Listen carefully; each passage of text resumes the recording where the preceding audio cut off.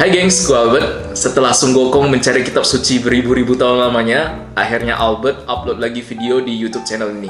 Jujur, gue pribadi cukup terharu bahwa ternyata banyak sekali teman-teman di sini yang ternyata penasaran bagaimana kehidupan seorang anak kuliah arsitektur. Itu terbukti dari bagaimana video saya yang pertama kali yang saya buatnya literally iseng di tahun 2019, bener, udah lama banget. Dan ternyata itu menuai banyak komentar positif dari teman-teman. Bahkan dari kalian ada juga yang mungkin DM saya langsung di Instagram, ada juga yang mungkin langsung mencari nomor WhatsApp saya. Bener-bener gak tahu dapat dari mana. Cukup takut sih awalnya, cuma but literally I'm really thankful for that and really appreciate your effort. Semoga kedepannya kita bisa ngobrol lebih lanjut lagi soal kehidupan and soal dunia arsitektur. Dan memang jujur selama 2 tahun ini gue vakum banget di per-YouTubean ini.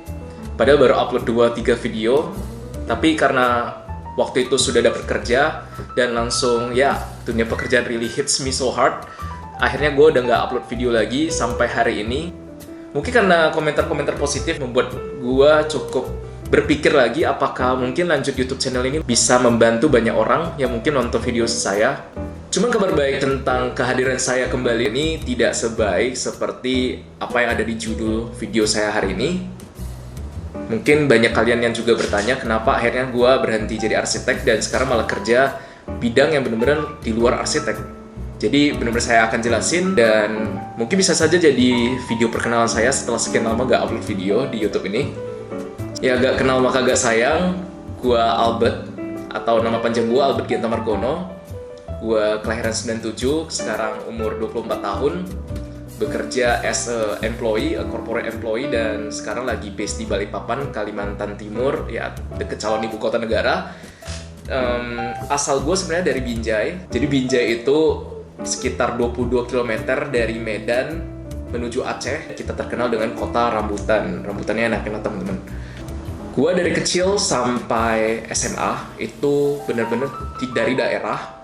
Dan rasanya untuk bisa bercita-cita untuk keluar kota, untuk bisa belajar sampai perguruan tinggi negeri, bahkan sampai perguruan tinggi negeri sekelas ITB, itu rasanya mustahil banget teman-teman. Melihat dari latar belakang ekonomi orang tua, juga melihat dari track record sekolah yang notabene alumninya nggak pernah ada kuliah di PTN di luar Sumatera Utara teman-teman. Cuman namanya waktu itu fighter ya teman-teman. Saya melihat orang tua bekerja susah payah dari kecil, ada satu dorongan bagi saya sebagai anak daerah untuk tidak takut ke kota dan akhirnya fight. Saya mati-matian belajar pas kelas 3 SMA itu saya fokus belajar. Saya paling ingat buku bimbel saya dulu setebal ini teman-teman untuk demi bisa kuliah di ITB. Dan alhasil puji Tuhan dengan ya lulus, nggak mungkin bisa lulus undangan ya teman-teman karena kan nggak mungkin ada alumni, belum ada alumni nggak akan mungkin keterima di undangan, sulit sekali. Dan akhirnya saya lulus di ITB jalur tertulis SBMPTN waktu itu. Kenapa jurusan arsitek? Karena berpikirnya kan yang penting saya bisa sukses jadi orang ya teman-teman.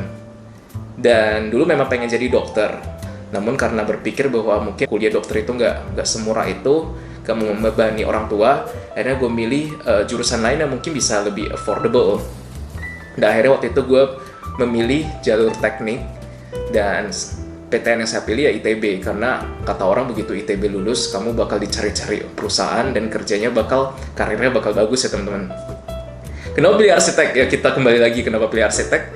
Karena jujur yang saya tahu waktu itu kenaifan saya adalah saya hanya mengenal 3 jurusan di dunia teknik. Teknik arsitek, teknik mesin, dan teknik komputer. Karena gue mikir nih, kalau gue teknik komputer, maka kalau gue lulus gak kerja sama orang, gue bisa jadi buka toko komputer di Binjai. Yang kedua, kalau gue kuliah teknik mesin, kalau gue gak kerja sama orang, ya gue akhirnya akan buka bengkel di kota Binjai, gitu kan. Yang ketiga, kalau gue kuliah arsitektur, kalau gue gak kerja sama orang, gue akan buka biro arsitek dan bangun rumah orang. Keren kan? Dan akhirnya dengan pemikiran sesempit itu, akhirnya gue milih jurusan arsitektur. Gue daftar SHPPK ITB di tahun 2014 ya. Ketika gue memasuki dunia kuliah, gue selalu ingat satu prinsip yang gue bawa sampai sekarang, dan itu pesan dari guru sekolah gue, guru bahasa Inggris, Mr. Tarmio. Mr. Tarmio, if you watch this video, thank you for your advice. It's really helped me a lot. Dan beliau berkata gini, dimanapun kamu ditempatkan, janganlah menjadi seorang yang biasa-biasa aja, but become the outstanding one. Dan itu prinsip yang gue bawa bahkan dari sekolah sampai gue ITB, bahkan sampai sekarang. Dan di ITB ya dengan prinsip itu gue mencoba untuk bertahan hidup. Karena teman-teman tahu mungkin di sekolah waktu itu saya dinilai sebagai murid yang pintar, seorang raja singa, karena teman-teman yang pintar semuanya pindah ke Medan kan ya, gue sendirian di Binjai.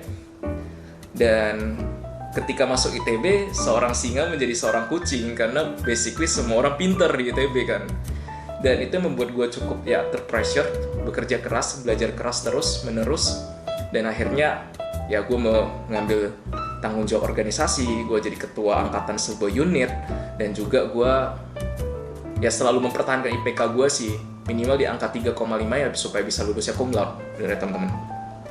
Nah, cuma ada satu titik di mana ketika gue tingkat 2 kuliah arsitektur, di saat itu lagi puncak-puncaknya kesibukan, gue merasa ada satu kejanggalan, ada merasa satu titik di mana gue merasa kayaknya gue nggak cocok di dunia arsitektur. Kenapa? Jadi bukan berarti karena gue nggak memberikan yang terbaik, tapi selalu merasa bahwa ketika saya mengerjakan desain, saya menjalankan tugas-tugas yang ada di studio, gak benar-benar membuat saya merasa fun, dan malah justru saya frustasi dan pressure. Apalagi bisa dibilang teman-teman di kelas juga semuanya jago-jago desain, dan merasa saya kayaknya tidak bisa menonjol di kelas. Dan akhirnya kembali lagi saya mencari jati diri. Saya mencoba untuk kembali mundur sedikit in helicopter view, melihat kira-kira sebenarnya gue itu cocoknya di mana, apa kelebihan gue. Dan memang pada saat itu gue menilai bahwa gue nggak jago di desain, gue nggak punya bakat, walaupun gue udah try so hard, gue frustasi, dan gue nggak merasa fun dengan pekerjaan itu. Akhirnya setelah lama merenung, lama berkontemplasi terhadap diri sendiri, lama-lama introspeksi diri sendiri, ya akhirnya gue menemukan bahwa ya gue passion gue di mana? Passion gue di public speaking. Gue suka ketemu orang, gue suka di dunia bisnis. Kenapa gak bisa gue kembangin strength gue yang di sini? Dimana banyak sekali kegiatan-kegiatan di luar kampus, kegiatan-kegiatan di kampus sendiri yang bisa melibatkan skill gue, kelebihan gue gitu. Dan gue merasa titik balik itu ketika gue tahu apa yang gue harus mau kejar, apa yang jadi kelebihan gue, dan apa yang bisa gue pertajam. Nah, ketika tingkat 2, tingkat 3, tingkat 4, gue banyak ikut organisasi. Gue ikut banyak lomba bisnis, gue banyak ikut kegiatan program-program yang diadain korporasi, dan gue tahu bahwa akhirnya setelah lulus nanti, gue nggak akan berprofesi jadi arsitek. Dan mungkin teman-teman di kampus itu udah tahu bahwa seorang Albert itu lulus tidak akan jadi arsitek, semuanya tahu. Tapi bukan berarti gue take it for granted my kuliah. Ya, gue tetap lulus dengan cum laude, tapi gue mengisi hari-hari di kuliah gue itu dengan banyak organisasi. Ya, di sana selama berkegiatan itu gue ketemu banyak orang hebat, networking, dan banyak kegiatan-kegiatan yang akhirnya bisa membawa gue keliling dunia. Dan bisa dibilang ketika waktu itu di tahun 2017, ya gue sempat terpilih jadi mahasiswa berprestasi ITB. Dan bisa dibilang teman-teman, itu bukan karena IPK saya tinggi. Karena kenapa? Kalau diurutin secara urutan rank IPK di jurusan arsitek ITB angkatan 2014, gue itu bisa dibilang urutan keberapa ya? 25 kayaknya, 25 ke atas. Itu benar-benar bahkan nggak 20 besar teman-teman. Cuma waktu itu dinobatkan ya bukan karena IPK, tapi mungkin kegiatan-kegiatan yang gue ikuti itu bisa inspirasi banyak orang. Jadi kalau mau bicara kenyataan sekarang teman-teman, walaupun gue seorang lulusan arsitektur ITB, tapi sekarang saya tidak berprofesi sebagai arsitek. Saya justru sekarang bekerja di bidang penjualan, mengikuti jalur korporat di salah satu perusahaan makanan ya mungkin mereknya cukup terkenal dan teman-teman pasti familiar karena mungkin ada di setiap meja makan atau dapur keluarga di Indonesia. Mungkin mereknya nggak perlu kita sebut, nanti mungkin teman-teman akan tahu sendiri.